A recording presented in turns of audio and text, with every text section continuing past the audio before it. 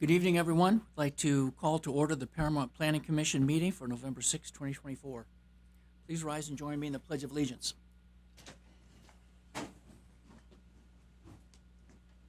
Ready, begin. I pledge allegiance to the flag of the United States of America and to the republic for which it stands, one nation, under God, indivisible, with liberty and justice for all.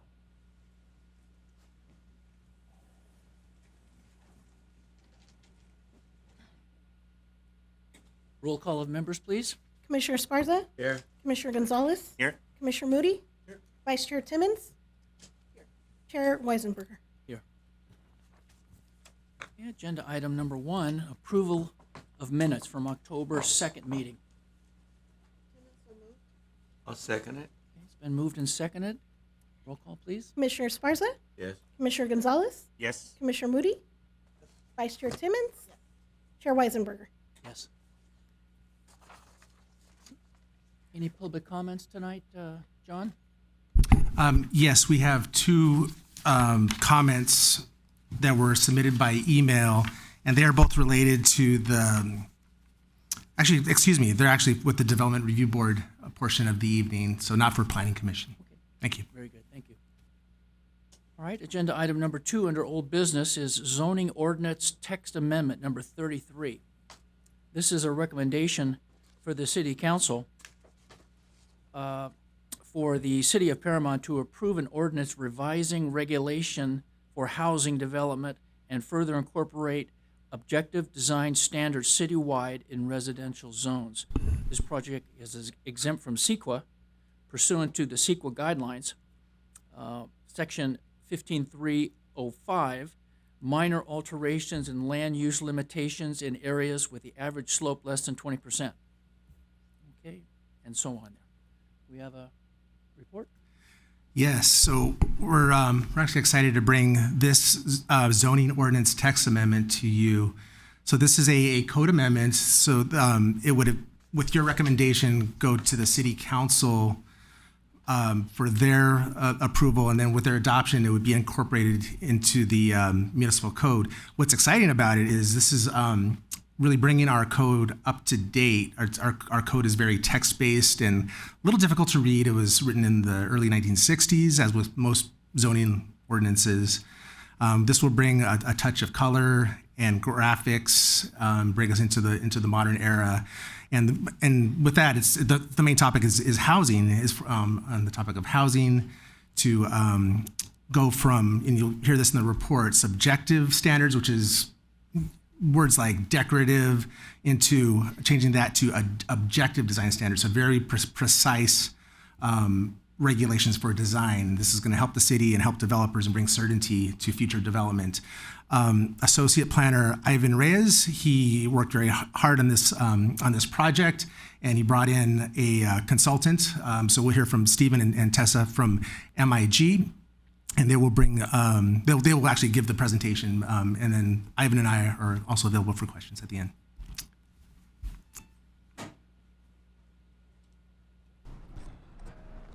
Thank you, John, and good evening.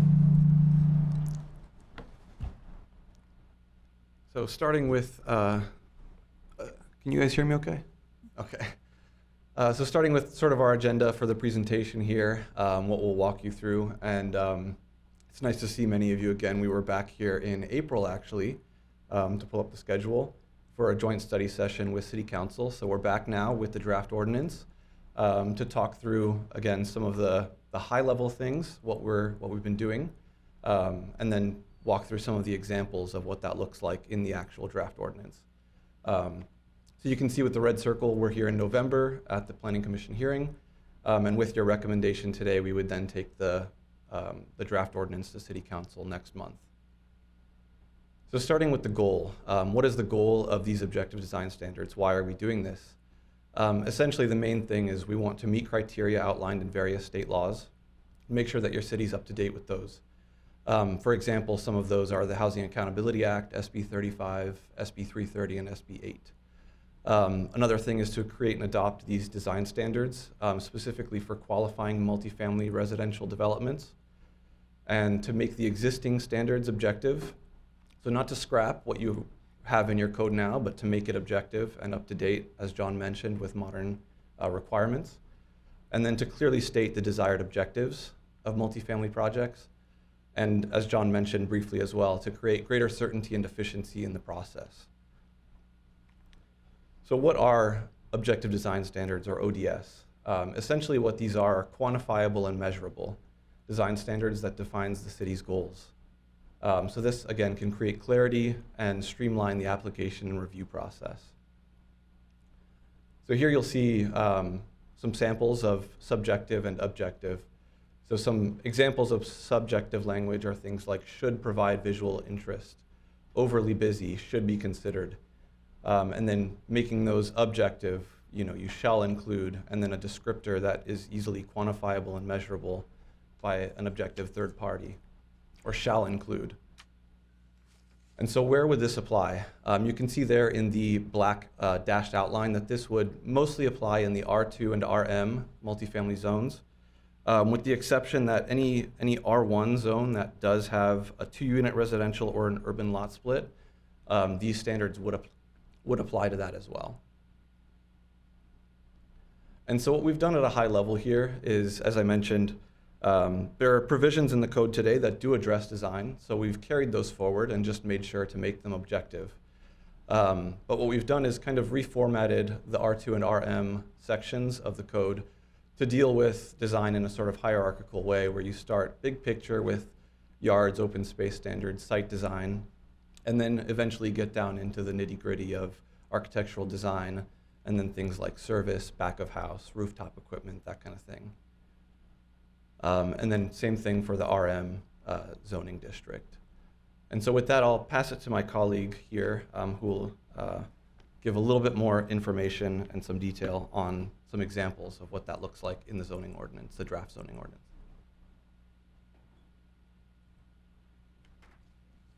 Good evening. My name is Tessa Oke. I'm going to go through some examples of ODS language and go over a summary of the changes. I'll highlight 3 examples from these categories: layout, architecture, massing, and entries. Some are new standards, while some are existing guidelines with revision to the language to meet those objective design standards.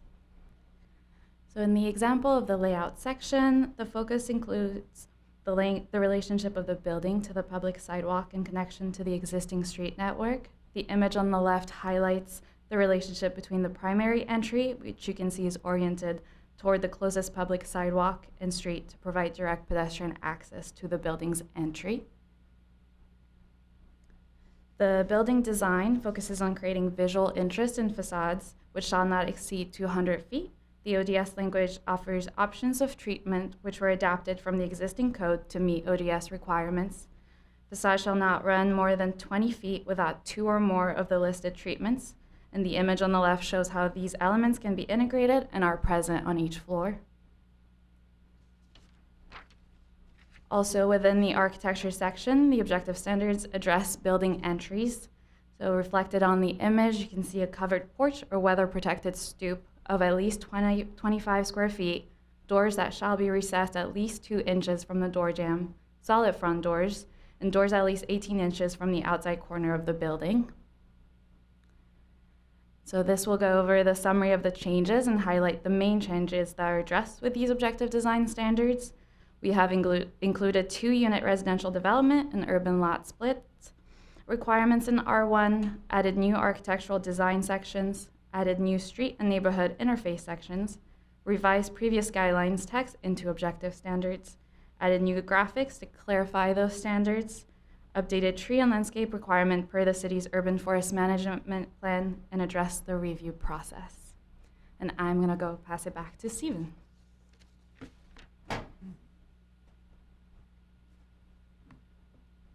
And so with that, that does conclude our presentation. Thank you for your time. And I'll now pass it back to Ivan maybe to read the staff recommendation and then go through the discussion portion, and we're available for questions as well. Thank you. Oh, go ahead and read it. Yeah, so with the presentation before you, it is recommended that the Plan Commission adopt resolution number PC 24-028, recommending that the City Council approve zoning ordinance text amendment number 33. So this concludes the presentation, but we're all available to answer any questions. Thank you. Thank you, Ivan. Okay, we have any questions from our group here? Yeah, maybe I do have a question. I'm sorry. My question is, if we're changing the structure, we're changing this design, what if it's in the middle of the block of a new building? Does that change the whole block and the facade of how that street's going to look? Yeah, so in this case, it would be a parcel by parcel basis. So if one property owner was to change what was happening on their parcel, and it was a qualifying project per the state guidelines, then they would have to adhere to the new ODS or go through the original review process, which is the existing review process.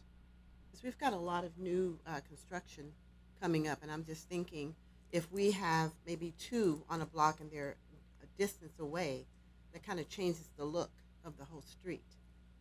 So I'm just wondering how that's going to affect the facade and how that's going to look. Mm-hmm. I mean, I know we need to do this. We need to upgrade, but Right.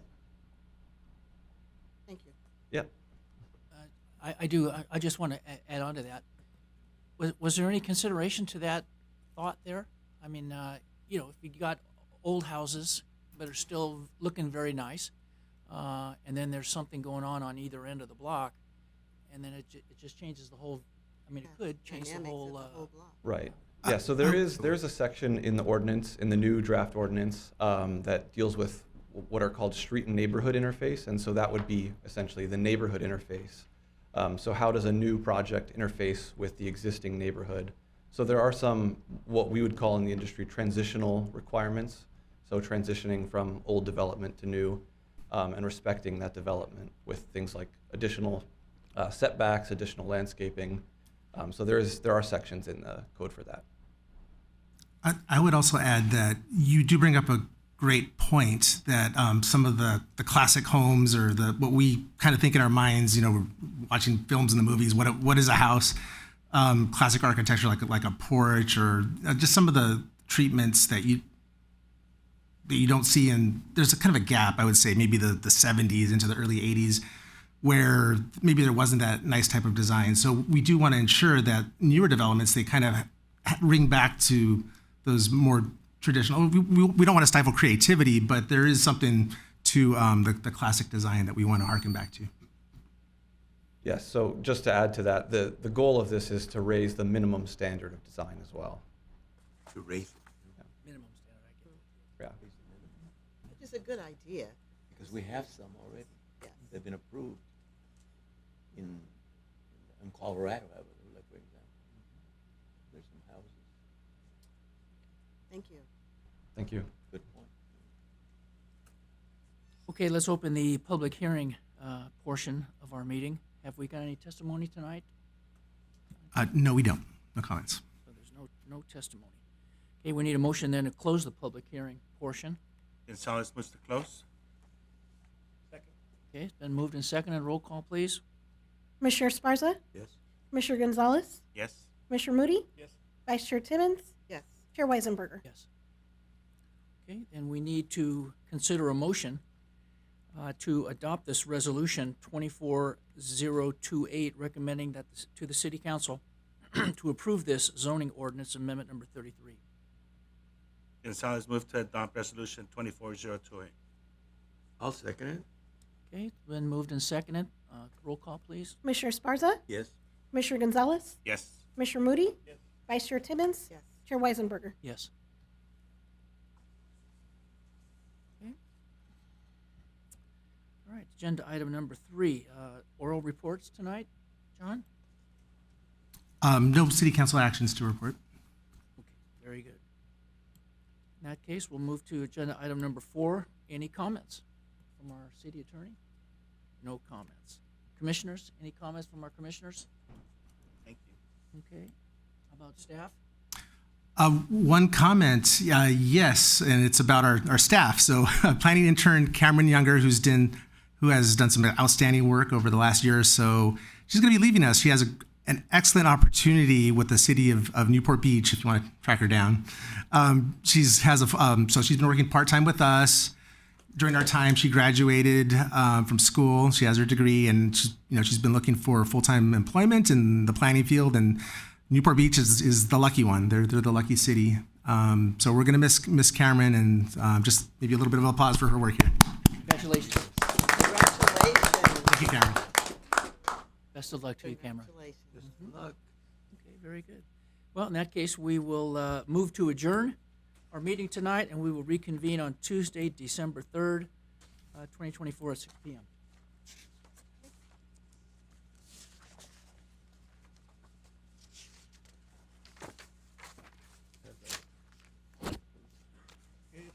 Open with Paramount Development Review Board.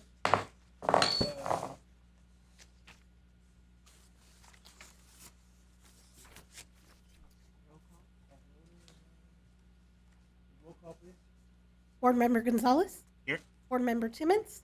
Here. Board Member Weisenberger? Here. Vice Chair Esparza? Here. Chair Moody?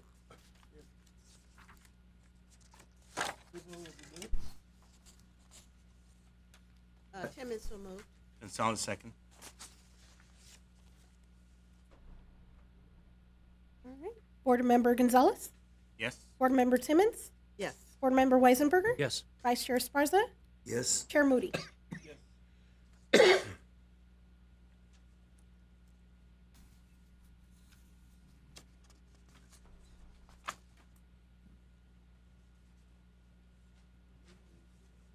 Public comments? And we do have two email comments, two sets of written comments that we'll read into the record with the next application, development review application number 24009 at that time. Business?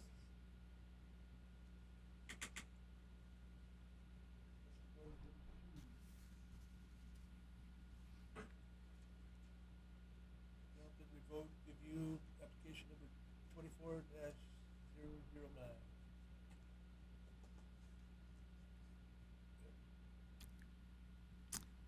Okay. Well, this is a request by Gaspar Belmar for Usachi Design, with Usachi Design for Luis Gonzalez, and it's a request to build an addition to an existing single-family home. So it will remain a single-family home. It will just be expanded. It's one story at this time, so it will become a two-story home with this addition. It's at 8743 Van Street, and it's in the R2 medium density residential zone. And Associate Planner Leslie Corrales would be giving the presentation. Good evening, Honorable Chair and members of the board. So today we're going to be talking about DRA 24009 for 8743 Van Street. And, oh, can I have the thing, please? Sorry, give me one second. Thank you. Okay, so this is a request to construct a 994 square foot first floor addition and a 2,289 square foot second floor addition for a total addition of 3,283 square feet to an existing 853 square foot single family residence. So it is going to be expanded quite a bit on the first floor, and they'll be adding a second floor as well. And the address again is 8743 Van Street. The zone for this property is R2 medium density residential, and the site size of the property is 10,600 square feet. So a little bit of background on this property.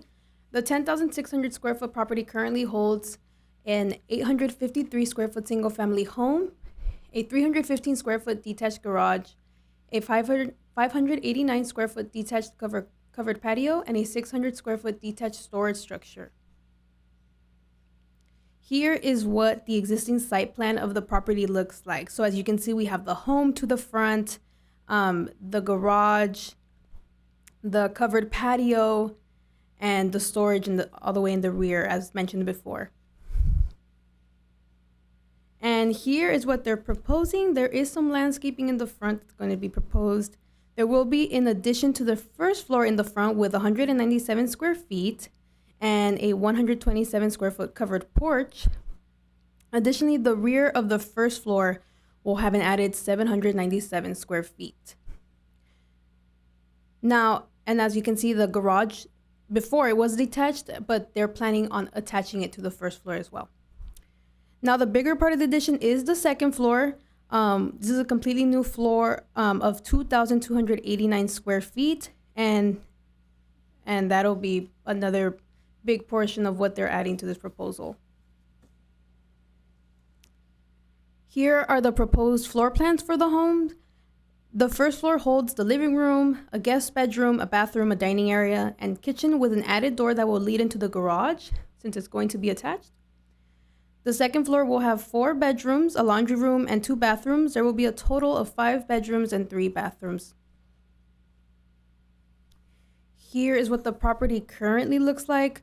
On the left, we have the street view of the property, and the picture on the right is what the single-family home currently looks like as well.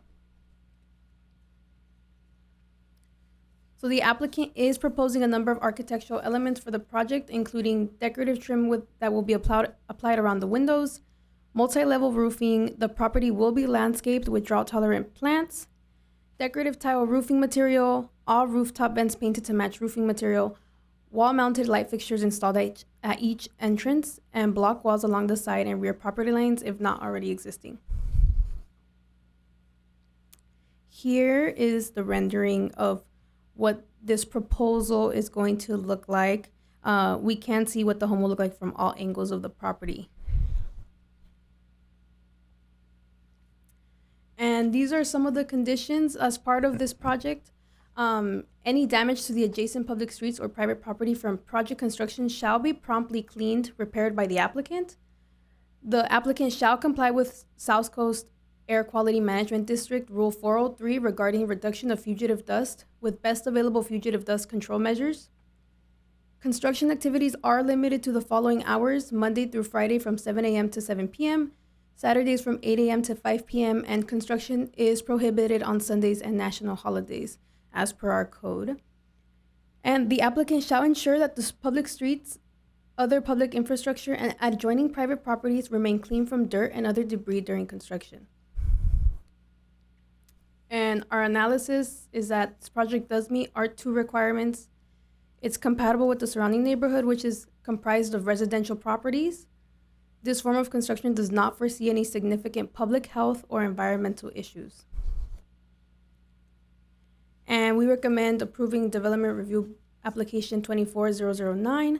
And if you have any questions, I'd be more than happy to answer them. Unfortunately, the applicant is not here, so I will try my best to fill in those shoes. Thank you.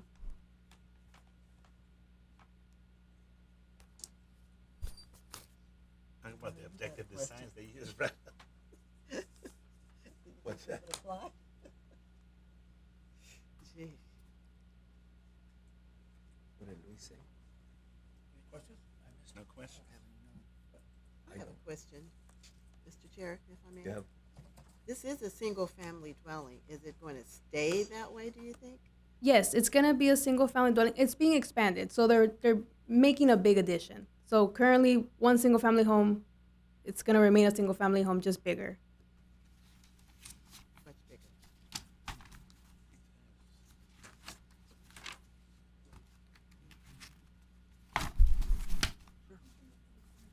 Yeah, we have to open the public hearing portion.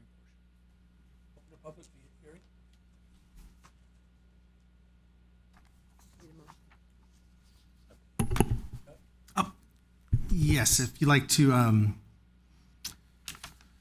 don't know if there's anybody in favor? Any comments in favor?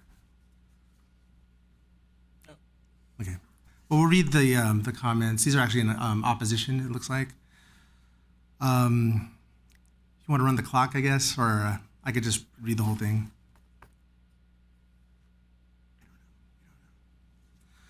To whom it may concern, I am John Fung, the president of 8739 Vans HOA, writing to express our opinions to the proposed development at 8743 Van Street.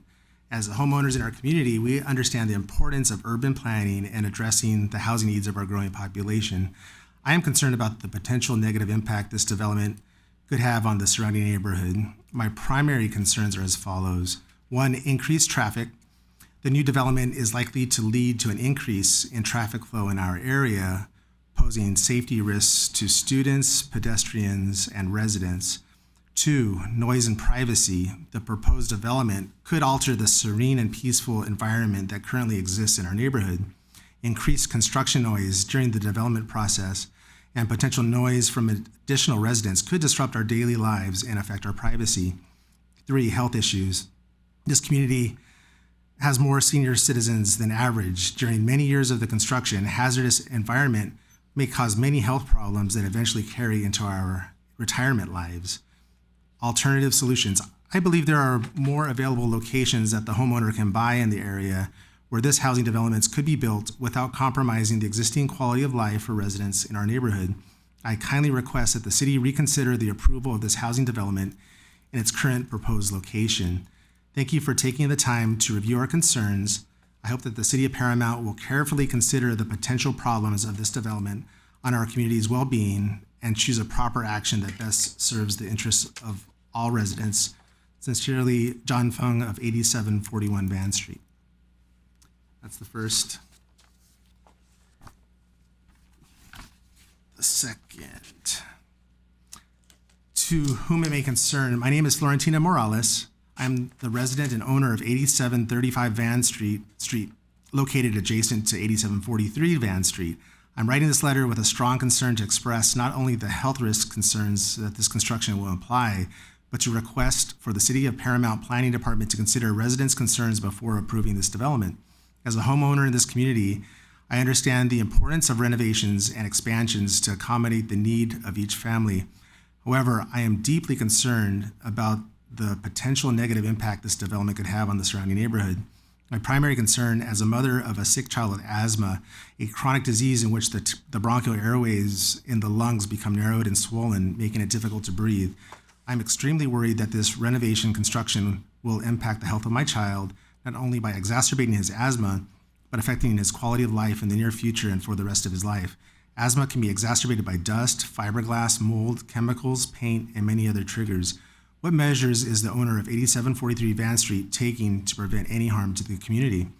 Other concerns to take in consideration are as follows. One, health risk, is a list of 6.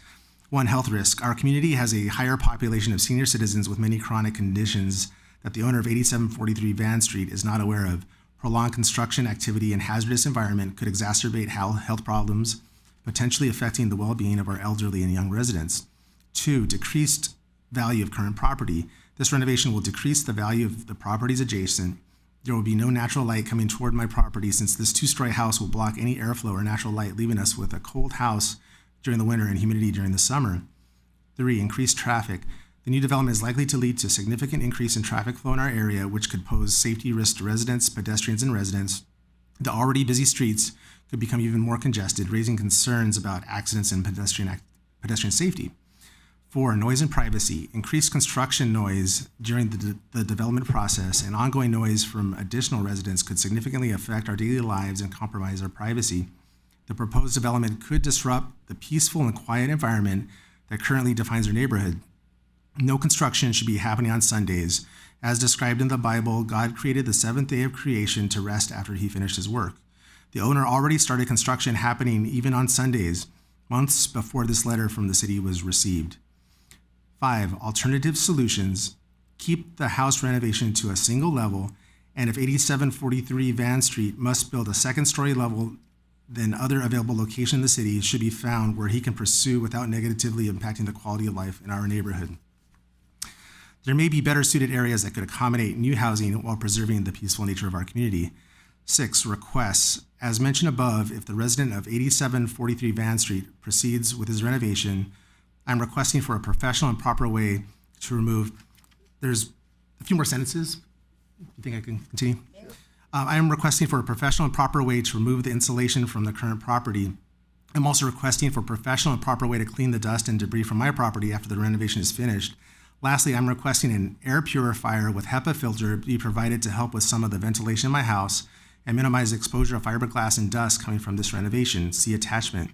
Once again, my son has asthma, which can be triggered by these components leading to severe asthma attack, which can end in hospitalization. Thank you for taking the time to review the community concerns. I hope the City of Paramount will carefully consider the potential health issues this development could pose to our community's well-being and take the appropriate action that best serves the interests of all residents. Sincerely, Florentina Morales, of 8735 Van Street. And I could pass this, or I could pass this around. There's a attachment with the air purifier max with remote.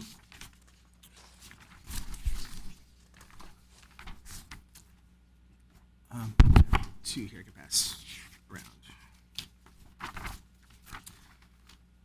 around. That concludes the comments, and I would just point out that our staff did email the two, and I believe Assistant Planner Cross, you could confirm that you spoke with one and Yeah. you spoke with one of them. So I spoke with one and I emailed the other.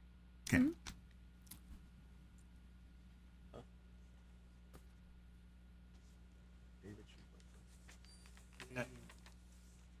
Is the applicant in the? The applicant is not here. It's not here. Is the applicant here? No. He's not here? How- What? Who would buy this? Well, in the letter, it appears the resident is requesting the applicant provide the air purifier. So the applicant is not here. One of my questions is how long has the applicant lived in that address? How many years? Not sure if we have that. I don't know if we have that information, but he has been there for quite some time. It's not a new property that he acquired, so. I could look it up while you discuss other things. So is the HOA there? Next door, there is an HOA with the other development on Van Street, yes. So, how many years? You don't know? I'll have to look it up. Is he a senior citizen, The applicant? the applicant? I don't think we have that information. I have a question. Yes. Can I ask you? What, are there any time limits on a construction like that? Once construction is started, is there some type of a time frame where it has to be completed? Not an end date, but for, and building and safety manager, Rick Baptista can help me out here. When the permit is issued, my understanding is between 6 months, the inspections need to be called in at each step of the way. And that's with the building code. Does that sound within 6 months? So within 6 months, so we're most construction type thing can maybe finished in 6 months? Well, it could, but within 6 months, they have Rick. to call. Within 6 months, they would have to call for inspections and the progress. And the permit is good for 1 year. So, yeah. So when the applicant is, or when these emails we're talking about noise and construction and that type of thing, there's a limited amount of time where that's gonna happen just during the process. Permit wears out in 1 year. 1 year, And it if they expires. started on it? From the time they get the permit, the permit is good for 1 year.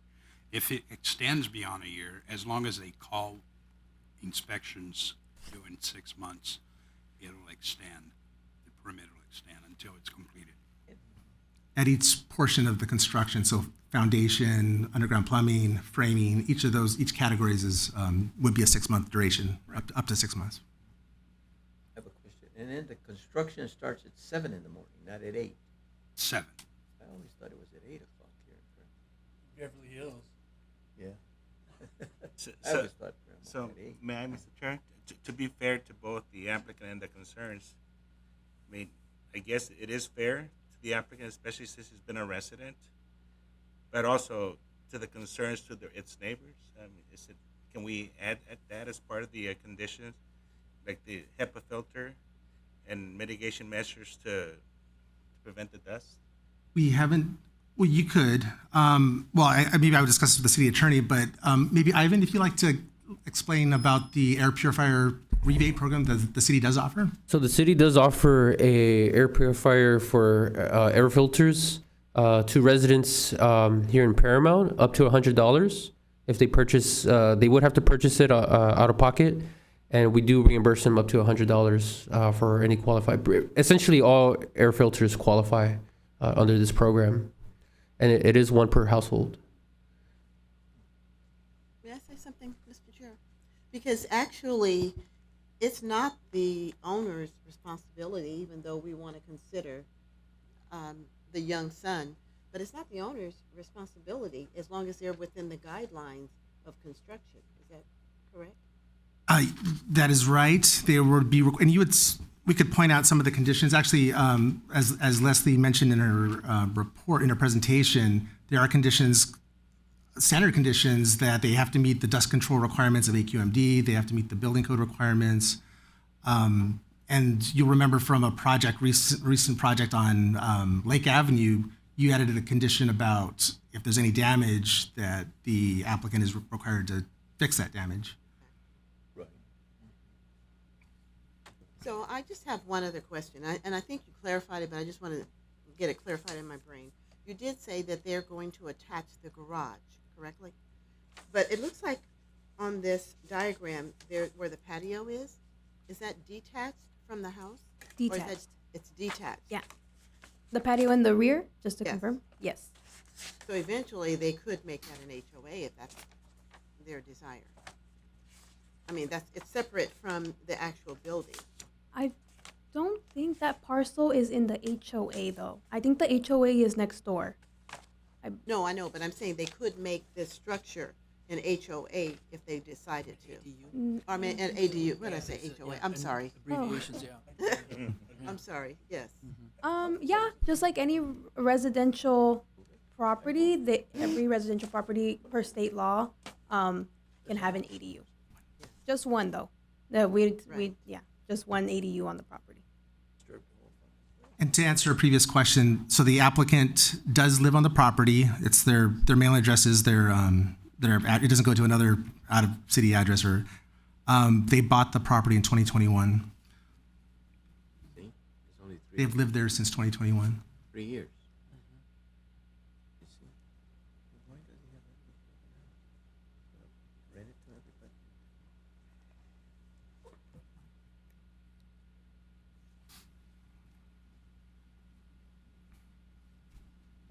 Ready to move forward here, David? Ready to move forward?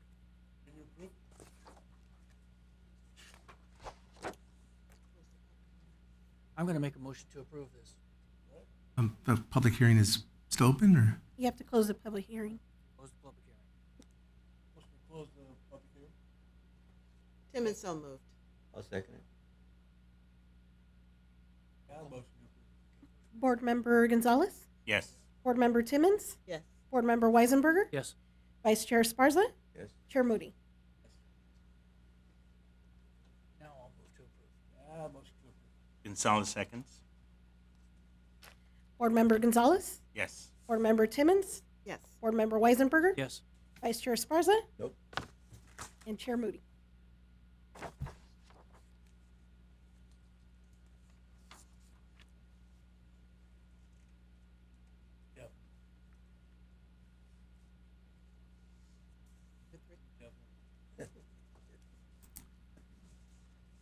I'll be on record. Going to comments? Comments from the board members? Thank you. Notes? Okay, and comments from the staff? Just kind of going back to the application you just approved, just want to say that if she hasn't already, Leslie Corrales will be in touch with the concerned resident and give that information about the HEPA filter rebate program. And I should also point out that the applicant or any party is welcome to appeal the decision to the city council. So that's always an option. Right.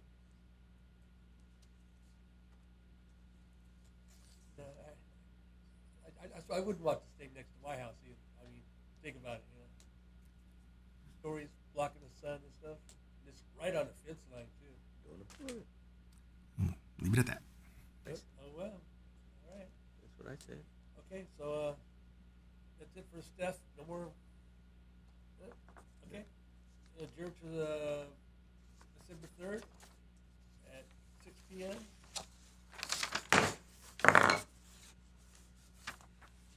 Cool. Yeah, Give it to Linda. uh, Linda? Thank you.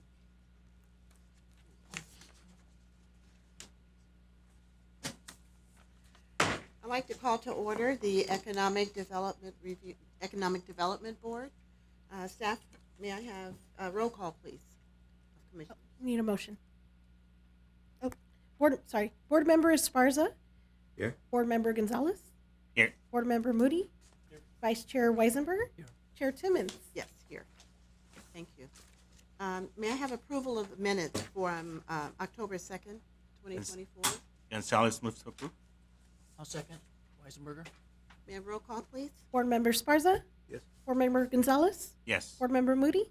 Here. Vice Chair Weisenberger. Yes. Chair Timmons. Yes. Okay, we're down to public comments. Do we have any? No public comments. Thank you. New business reports. We have an oral report for Tierra Mira Coffee. Sure do. Yeah, Yes. looking forward So to that. we're super excited about this. Our caffeine meters are off the charts. So this will kind of be planning intern Cameron Younger's swan song. So she's going to give the presentation and let us know how the economic impact of Tierra Mia Coffee, which we're happy to say should open and very soon, by the end of this month for sure. Take it away. Right. Well, thank you, Paramount Economic Development Board. I am here to present to you Tierra Mia Coffee. It's coming soon. The long-awaited coffee will soon be ours. So a little bit of background. Tierra Mia Coffee first opened in 2008 in another gateway city, Southgate, California, including the new or soon-to-be open Paramount location. Tierra Mia will now have 21 locations in total across California. As you may know, construction for this location began in 2021. It was a bit stalled for the last couple of years, but now we have the ball rolling. The hours of operation will be every day, so Monday to Sunday from 6 a.m. to 12 a.m.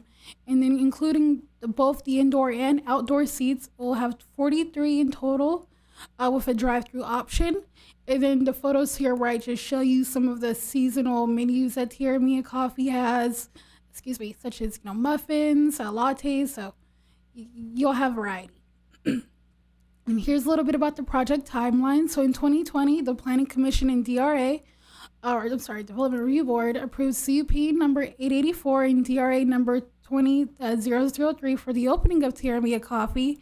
And then between 2021 and 2024, development was a little bit slower, but it was working.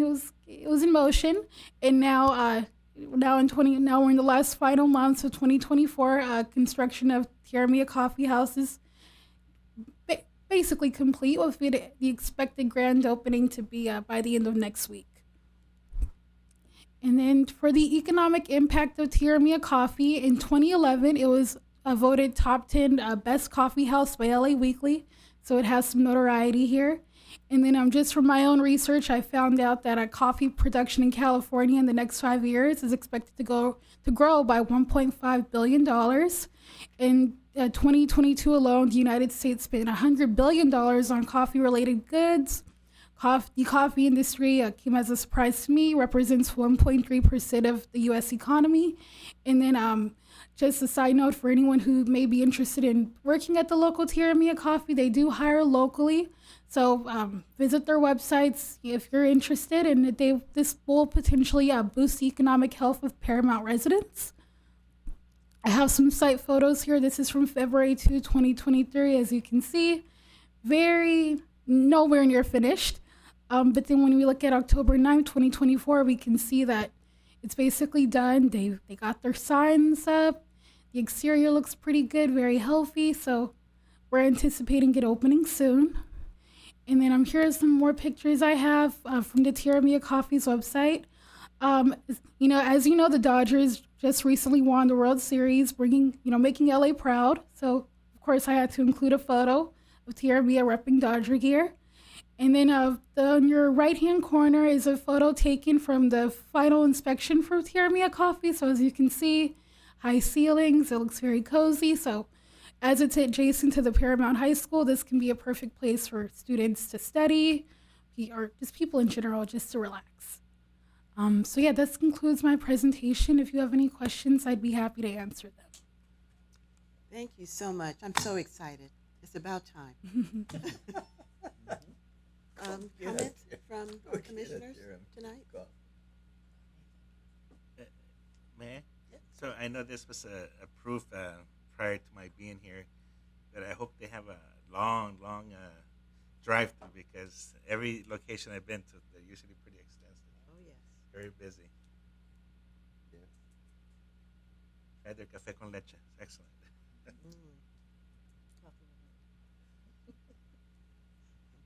Any other comments? No? Okay. Well, thank you. Wonderful report. You were excited with that report, so thank you. Thank you. We're going to be sorry to see you go, too. Okay. Do we have any comments from our board? Any comments? No? Staff?